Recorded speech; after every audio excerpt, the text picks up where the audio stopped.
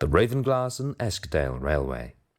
Originally used to transport iron ore from the mines near Boot Village to the main line at Ravenglass, the 3-foot gauge line soon fell short of business and looked to passenger traffic instead to try and keep the line alive.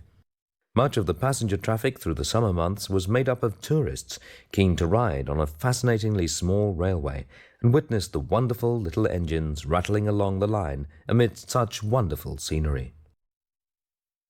In June 1961, Pat and John drove to the Lake District to film the narrow-gauge Ravenglass and Eskdale Railway, which operated on the western side of Cumbria.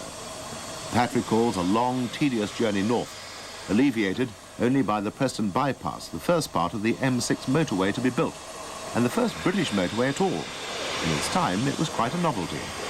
This emphasizes the magnitude of the task that befell the two railway roundabout cameramen. Both had full-time careers, with the television series being made in their spare time.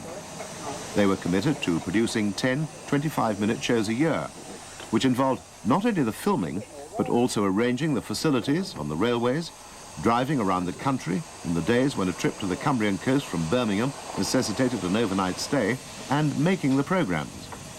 The latter involved cutting and editing the film, researching and preparing a commentary, taking the film and showing it to the BBC for approval, and then presenting it at 5:30 in the afternoon live. And for each programme, they were paid £90 between them, with no expenses. However, that meant they bought the film stock and retained the copyright. Consequently, they were able to arrange for the subsequent safekeeping of the original films at the National Railway Museum, York, and the availability of these programmes prepared from the films.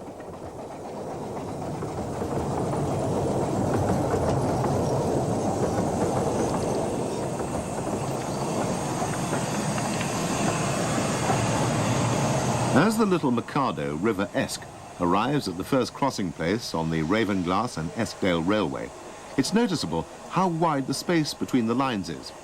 This goes back to the origins of the railway, which was originally a 3-foot gauge and built to extract hematite ore from Boot, 7 miles inland from Ravenglass on the Esk estuary. It was a woeful failure and eked out a precarious existence from 1876 to 1913 when it closed, apparently for good. But this was the era of passenger-carrying miniature railways, and the leader in the field, Bassett Loke, took over the derelict concern and rebuilt it to 15-inch gauge. The railway reopened to passenger traffic at the height of the Great War on the 28th of August 1915, going as far as Manchester. The railway progressively reopened further along the route, being completed in April 1917 to the original terminus at Boot. Further development ensued, with a new terminus opened near to the Eskdale Road at Dalegarth in 1926, and the opening of a granite quarry at Beckford in 1922, with a crushing plant at Mirthwaite.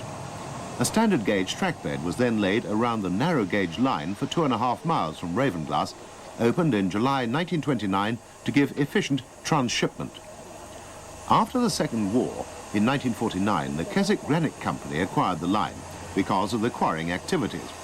It put the line up for sale once again in 1958. As Pat Whitehouse took the departure from ground level, John Adams stood on the water tank. Preservation had just started for the Ratty. The railway has always been known by this affectionate term. A group of enthusiasts had bid successfully at a public auction in September 1960, and in March 61 formed a new operating company, which was now running the railway for the first time. The principal mover behind the £12,000 required to buy the railway was Colin Gilbert, who can be seen on the train. He was the second passenger facing Shirley from the BBC, who'd come with Pat and John. Colin Gilbert was another Birmingham enthusiast, a stockbroker in that city. The new terminus at Dalegarth remains the terminus today, the Preservation Society having given the railway the longest period of stability in its career, with no sign of any changes needed or likely. The locomotives seen in this film still ply their way up the valley, and the railway is now well founded. Passengers can still leave the train here for a trip around Wastwater and rejoin the train at Urton Road, or picnic or walk around the foot of the Furness Hills.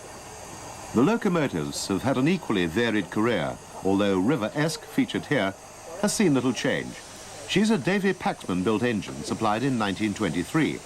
A similar machine was supplied in 1966 for the Society, and the railway has since entered the locomotive building business itself, exporting a replica machine to Japan. Long may it flourish.